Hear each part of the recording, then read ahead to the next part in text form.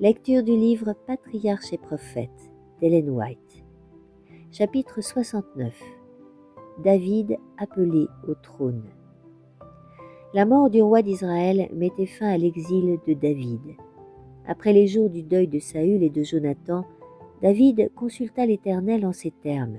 « Dois-je monter dans quelqu'une des villes de Juda ?» L'Éternel lui répondit. « Monte. » David reprit. « Dans laquelle monterai-je » L'Éternel répondit. « À Hébron. » Hébron était à une trentaine de kilomètres au nord de Bershéba et à mi-chemin entre cette ville et le site de la future ville de Jérusalem. On l'appelait originellement Kirjat Arbat, ville d'Arba, père d'Anak. C'est là qu'était la caverne de Macpéla, sépulcre des patriarches. Hébron, qui avait été la possession de Caleb, était alors la principale ville de la tribu de Juda. Elle était située dans une vallée entourée de collines et de champs fertiles, où se trouvaient les plus belles vignes de la Palestine, ainsi que de nombreuses plantations d'oliviers et d'autres arbres fruitiers.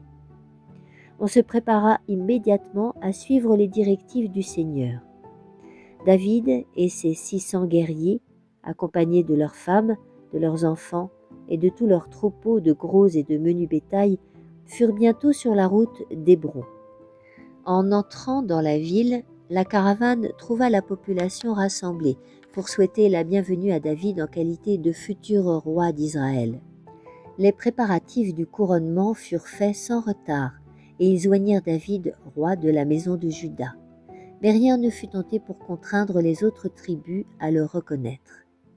Un des premiers soins du nouveau monarque fut d'exprimer sa profonde affection pour la mémoire de Saül et de Jonathan. Apprenant le noble geste des hommes de Juda de Galade, qui avaient recueilli les restes des héros d'Israël et leur avaient rendu les honneurs de la sépulture, il envoya à Jabès une ambassade avec ce message. « Soyez bénis de l'Éternel, vous qui par un pieux respect pour Saül, votre Seigneur, lui avez accordé la sépulture. Puisse l'Éternel en retour vous témoigner sa bienveillance et sa fidélité. Moi aussi, je vous ferai du bien puisque vous avez agi ainsi. » Il leur annonçait ensuite son ascension au trône de Juda et invitait ses nobles cœurs à lui prêter fidélité.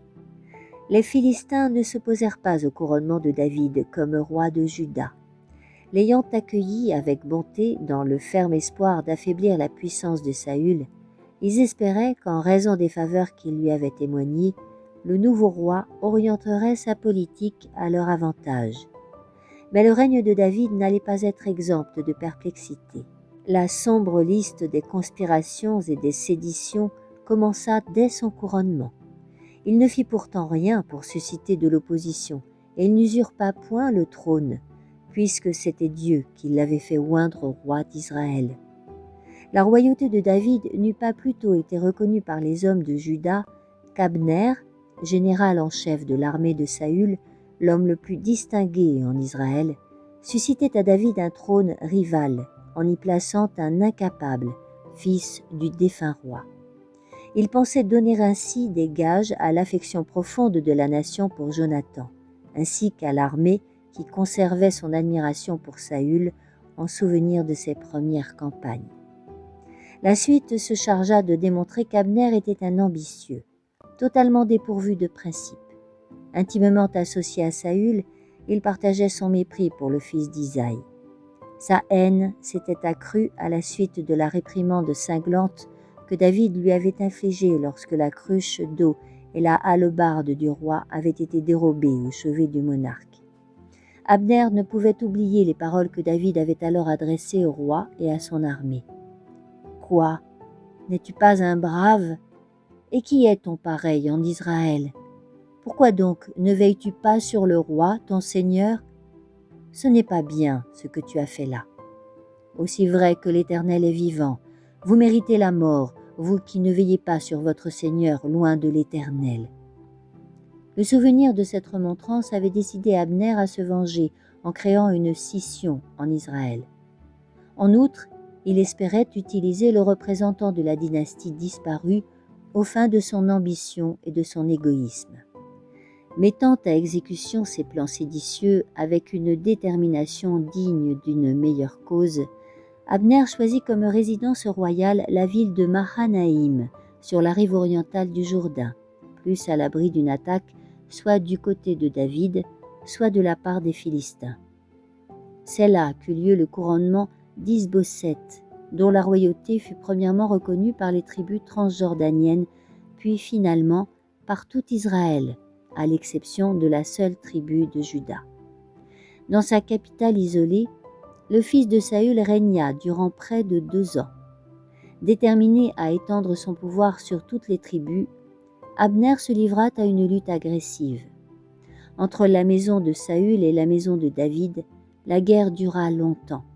Mais le pouvoir de David s'affermissait de plus en plus, tandis que la maison de Saül allait s'affaiblissant. La trahison renversa bientôt ce trône édifié sur l'ambition de la rancune. Exaspéré par la faiblesse et l'incapacité d'Isboset, Abner abandonna sa cause et vint proposer à David de lui ramener toutes les tribus d'Israël. Ce dernier accepta la proposition d'Abner, le chargea de cette mission et le congédia honorablement. Cet accueil fait à un vaillant guerrier ennemi excita la jalousie de Joab, général en chef de l'armée de David. Durant la guerre civile entre Israël et Juda, le frère de Joab, Asaël, avait été tué par Abner. Saisissant cette occasion de venger cette mort et de se débarrasser d'un rival, Joab l'assassina lâchement. Quand il apprit ce noir attentat, David s'écria « Jamais l'Éternel ne pourra imputer ni à moi ni à mon règne le meurtre d'Abner, fils de Ner. Que le sang versé retombe sur la tête de Joab et sur toute la maison de son père. » En raison de l'état de la désorganisation du royaume, comme aussi de l'influence et du rang des meurtriers, Abisai, frère de Joab, avait été son complice. David ne put songer à punir ce crime comme il le méritait, mais il en manifesta publiquement son horreur. On fit à Abner des funérailles nationales. L'armée, couverte de sacs et les vêtements déchirés, dut participer. Joab en tête au convoi funèbre. David, qui jeûnait ce jour-là en signe de deuil, conduisit le cortège funèbre. Sur la tombe, les meurtriers furent ouvertement stigmatisés par le roi, en ces termes. « Abner devait-il mourir de la mort des insensés? Tes mains n'étaient pas liées, ni tes pieds enchaînés. Tu es tombé comme on tombe sous les coups des scélérats. » L'hommage magnanime rendu à un homme qui avait été son ennemi valut à David la confiance et l'admiration de tout Israël. Cette conduite fut comprise et approuvée par tout le peuple, qui trouva bon tout ce qu'avait fait le roi. Ainsi, ce jour-là, tout le peuple, tous les Israélites, reconnurent que le roi n'était pour rien dans le meurtre d'Abner, fils de Ner. Dans un cercle intime composé d'hommes de confiance, David se déclara incapable de punir les meurtriers comme il le désirait, et les remit à la justice divine. « Ne savez-vous pas, dit-il, qu'un grand capitaine est tombé aujourd'hui en Israël? Pour moi, je suis encore faible aujourd'hui, bien que j'ai reçu l'onction royale. Et ces gens, les fils de Tserouja, sont trop puissants pour moi. Que l'Éternel traite celui qui a fait le mal selon sa méchanceté. » Dans les offres faites à David, Abner avait été sincère, mais ses mobiles étaient égoïstes et sordides. Pour s'attirer les honneurs personnels, il s'était obstinément opposé au roi que Dieu avait désigné. Et s'il déserta la cause qu'il avait si longtemps servie, c'était par ressentiment et par amour-propre blessé. Il passa dans le parti de David dans l'espoir d'occuper de plus hautes charges. S'il eût réussi, ses talents et son ambition, sa grande influence et son absence de piété auraient mis en danger le trône de David, comme aussi la paix et la prospérité de la nation. Quand le fils de Saül apprit qu'Abner était mort, son courage fut abattu, et tout Israël fut consterné. Bientôt, une deuxième trahison acheva de renverser ce trône chancelant. Isboset fut lâchement assassiné par 2 de ses capitaines qui lui coupèrent la tête et la portèrent à David, dont ils espéraient gagner les bonnes grâces. Ils lui dirent : « Voici la tête d'Isboset, fils de Saül, ton ennemi, qui en voulait à ta vie. L'Éternel a vengé aujourd'hui le roi, mon seigneur, de Saül et de sa race. » David rappela à ses meurtriers le sort de celui qui s'était vanté d'avoir tué Saül et ajouta : « Combien plus, quand des méchants ont tué un homme de bien dans sa maison, sur son lit, ne dois-je pas redemander son sang de votre main et vous exterminer de la terre ?» Alors David ordonna à ses gens de mettre à mort les meurtriers. Puis ils prirent la tête d'Isboset et l'ensevelirent dans le tombeau d'Abner, à Hébron. Après la mort d'Isboset, toutes les tribus d'Israël vinrent trouver David à Hébron et lui dirent : « Nous voici, nous sommes tes os et ta chair.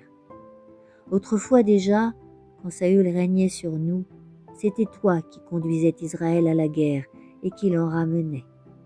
L'Éternel t'a dit : c'est toi qui paîtras mon peuple et qui seras le chef d'Israël. » Tous les anciens d'Israël vinrent donc trouver le roi à Hébron. Le roi David fit alliance avec eux à Hébron, en présence de l'Éternel. David n'avait recouru ni à la trahison ni à l'intrigue. Dieu l'avait délivré de ses adversaires, sans qu'il eût besoin de rien faire pour conquérir le pouvoir. Le changement qui s'était produit dans les sentiments du peuple fut profond et durable. La révolution s'était déroulée dans le calme et la dignité qui convenaient à la grande œuvre qui s'accomplissait. Le jour du couronnement, on vit discerner les plus grands honneurs à un homme injustement expulsé de la cour et qui avait dû mettre sa vie à l'abri en se réfugiant dans les cavernes des montagnes. Près d'un demi-million d'anciens sujets de Saül se rassemblèrent à Hébron et aux environs. La multitude couvrait les collines et les vallées. Plus de 8000 Lévites et descendants d'Aaron entouraient le roi. Prêtres et anciens, revêtus de leurs vêtements sacrés, officiers et soldats aux épées et aux casques étincelants, ainsi que des étrangers venus de loin, assistaient à la cérémonie, debout, autour de David drapé d'une robe royale. L'onction faite par Samuel, qui n'avait été que prophétique, fut renouvelée. Sur la tête du fils d'Isaïe, le prêtre versa l'huile qui le consacrerait aux saintes fonctions de vice-roi de Dieu. Le sceptre fut placé entre ses mains et le diadème sur son front. La charte, qui consacrait sa légitime autorité, fut couchée par écrit, et le peuple prêta le serment de fidélité. La cérémonie terminée, Israël avait un roi divinement choisi. L'homme qui avait patiemment attendu, en se confiant en Dieu, contemplait l'accomplissement de ses promesses. Le pouvoir de David allait grandissant, et l'Éternel, le Dieu des armées, était avec lui. Je t'invite à la suite de ce récit au chapitre 70, intitulé « Le règne de David ». Et si tu as apprécié cette lecture, n'hésite pas à liker le petit pouce qui pointe vers le ciel afin de faire croître les audiences et à partager. Merci.